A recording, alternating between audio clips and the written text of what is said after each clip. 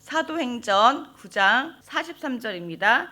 베드로가 요바에 여러 날이 있어 시몬이라 하는 무두장의 집에 머무니라. 아멘.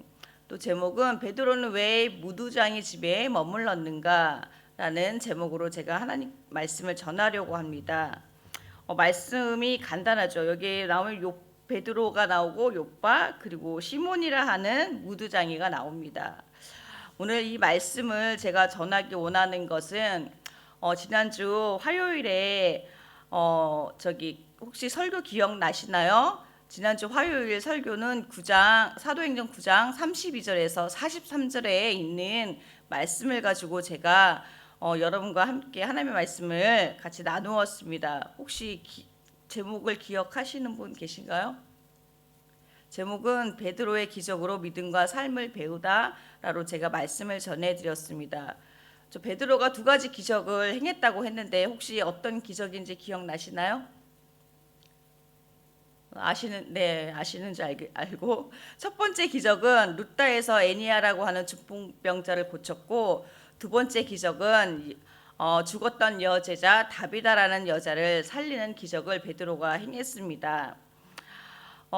지난 설교에서 우리는 베드로가 행한 기적에 초점을 맞추기보다는 우리의 시선이 하나님께로 향하고 또 다비다의 신앙과 믿음을 본받아야 한다고 말씀을 드렸습니다. 그리고 다비다는 자신의 삶을 신앙으로 살아낸 참 그리스도인으로서 구제와 선행을 많이 한 여제자라고 말씀드렸습니다. 그런데 이제 화요일 설교 마무리될 무렵에 사도행전 마지막 절 43절에 제 눈이 이제 꽂히게 되었습니다. 설교는 마무리해야 되는데 왠지 다시 설교를 해야 되나 하는 그런 마음이 있어서 오늘 금요일 날 서원 완성 목사님이 부재 중일 때 제가 다시 이 자리에 서서 사도행전 9장 43절의 말씀을 전하려고 이 자리에 다시 섰습니다. 감사하게도 감사하죠. 마치 어떻게 보면 43절은 그냥 지나쳐 버릴 수 있는 구절일 거라고 생각이 되어집니다. 저도 사도행전 여기를 읽었을 때 이 구절을 그렇게 깊게 생각하거나 또 이 구절에 그렇게 제가 다시 한번 읽어보고 그랬던 적은 없었습니다. 근데 제가 지난주 화요일 설교를 읽다 보니 이 구절이 저의 마음을 왠지 이렇게 하나님이 주신 마음이 있어가지고 이 마음을 같이 또 오늘 이 새벽에 나누었으면 하는 그런 마음이 들었습니다. 여러분 43절 이전에 베드로가 무두장의 집에 머물길 전에 어떤 일이 있었나요? 아까 맨 처음에 말씀을 드렸죠. 무두장의 집에 오기 전에 베드로는 다비다라는 여제자의 집에서 기적을 행했습니다. 다비다가 죽었었죠. 죽었는데 그 다비다를 살려냈던 그런 기적을 이루었습니다. 다비다라는 어떤 사람이라고 제가 말했나요? 화요일 날 선행과 구제를 많이 한 여제자였고 또 특히 과부들의 속옷과 겉옷을 직접 만들어 주었다고 말했습니다. 다비다가 과부의 속옷과 겉옷을 만들어 주었다면 아마 다비다는 어느 정도 경제력이 있는 여자가 아니었을까 생각을 한번 해봅니다. 지난주 화요일에 말씀드렸듯이 겉옷은 낮에는 햇빛을 가리는 옷 그리고 밤에는 덮고 자는 이불용으로 사용되었다고 말했습니다. 그래서 이불용으로 덮고 잤으면 그 옷이 얼마나 비싸거나 또 그 옷을 좋은 것으로 만들어야 이불로 덮고 잘 수 있었겠죠. 그리고 그 이불을 또 어떤 사람들은 저당 잡혀서 맡기기도 한다고 했습니다. 그렇기 때문에 겉옷을 지어준다는 것은 어느 정도 그것들 만들어줄 수 있는 재력이 있는 사람 또 그만큼 그거에 대해서 돈에 대해서 부담감이 없는 사람이 그 옷을 만들어주고 주었다고 생각할 수 있습니다. 그런데 다비다는 그 겉옷만 만들어준 게 아니라 무엇까지 만들어 주었다고 했습니까? 속옷까지 만들어 주었다고 말했습니다.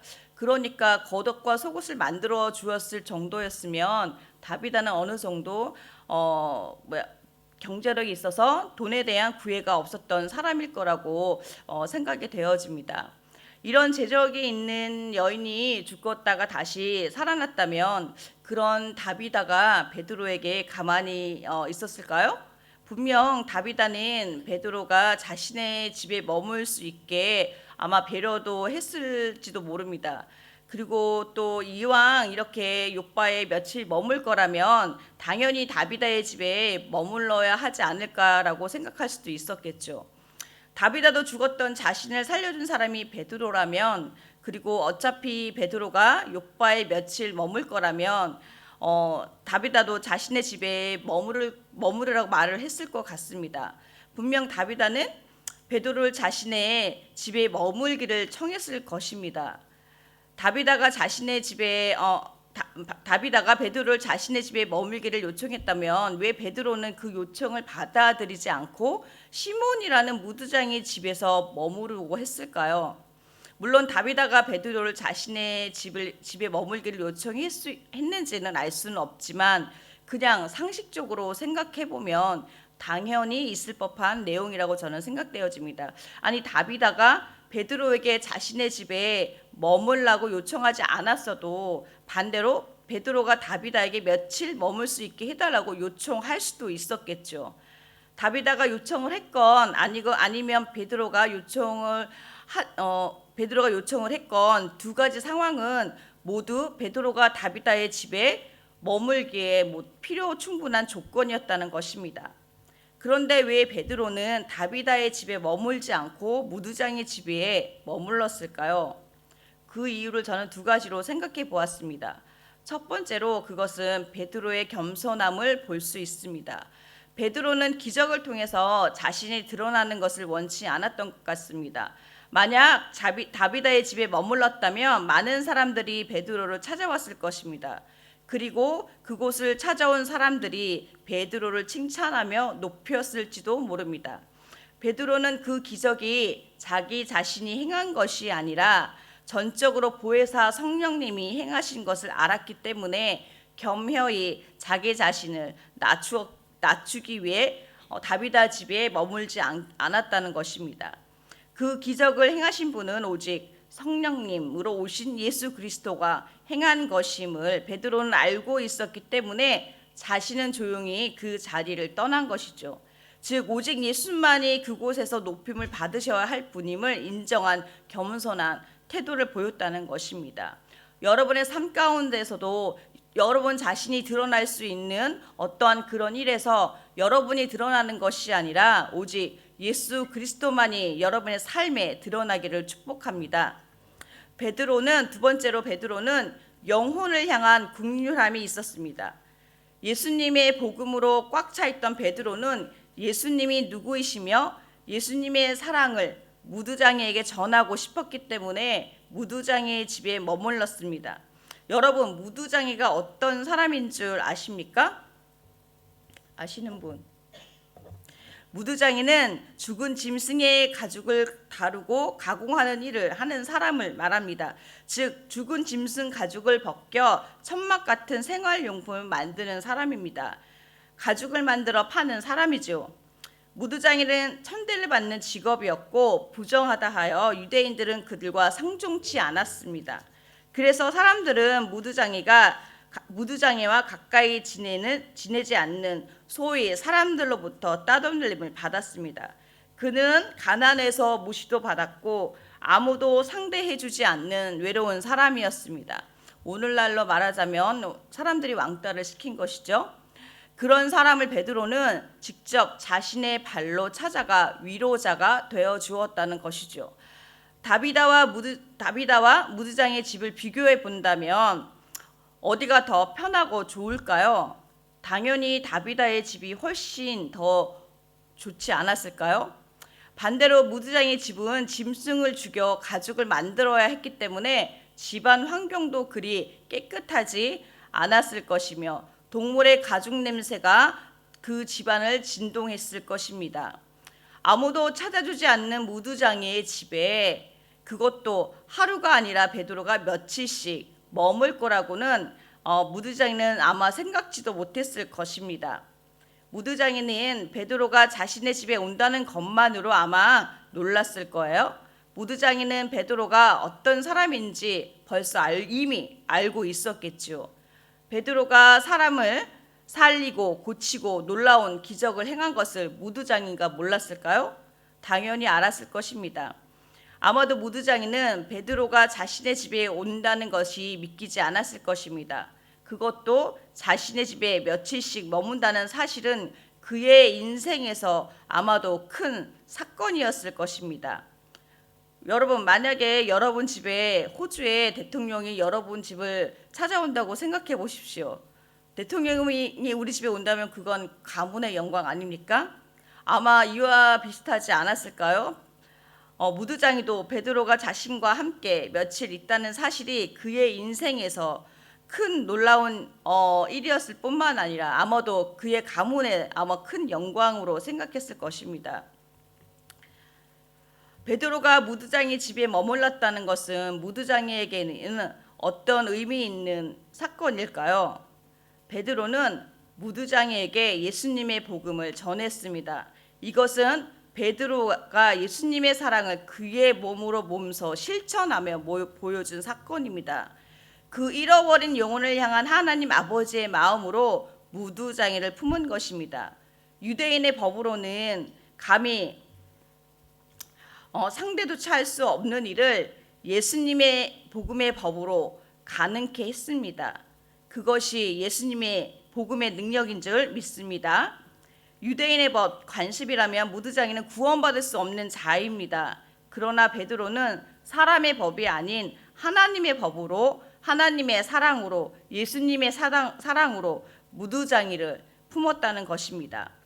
예수님의 십자가의 복음만이 사람을 살릴 수 있는 능력이 있음을 베드로가 직접 보여준 것이죠. 여러분, 오직 예수님의 십자가의 사랑만이 구원의 능력이 있다는 것을 믿으시기 바랍니다. 죽었던 다비다가 살아난 기적을 통해서 많은 사람들의 시선이 다비다에게 집중되어질 때 베드로는 아무도 주목하지 않았던 무두장이에게 시선을 돌렸습니다. 그 베드로의 시선이 예수님의 시선인 줄 믿습니다. 예수님의 마음으로 베드로는 시몬 무두장이를 주목하여 그에게 찾아가 예수님의 찐 사랑을 보여주었습니다. 모든 시선이 다비다에게 몰렸을 때 베드로의 시선은 또 다른 구원받을 영혼 한 영혼 무두장이에게 있었다는 사실을 명심하시기 바랍니다. 베드로의 시선이 무두장에 머물렀다는 것은 예수님의 복음의 확장과 선포를 또한 의미한다고 생각합니다. 베드로는 예수님의 복음이 이방인뿐만 아니라 열방을 향한 소외된 모든 사람들에게 있다는 사실을 증명해 주는 사건이라고 저는 생각합니다. 이러한 베드로의 사역에 성령님이 함께 하셨고 또 예수님이 함께 하신 줄 믿습니다. 43절에 무두장의 집에서 머무니라라는 헬라어 성경에는 집에서라는 단어가 쓰여지지 않고 파라라는 단어로 곁에 옆에라는 뜻으로 쓰였습니다. 즉 무두장의 집에서 머무니라 보다는 무두장의 곁에 머무니라가 더 정확한 표현인 것이죠. 그리고 이 파라라는 단어는 성령을 가리키는 단어로 파라클레토스, 헬라어로 보혜사라는 뜻을 가지고 있으며 이는 파라칼레오에서 유래되었습니다.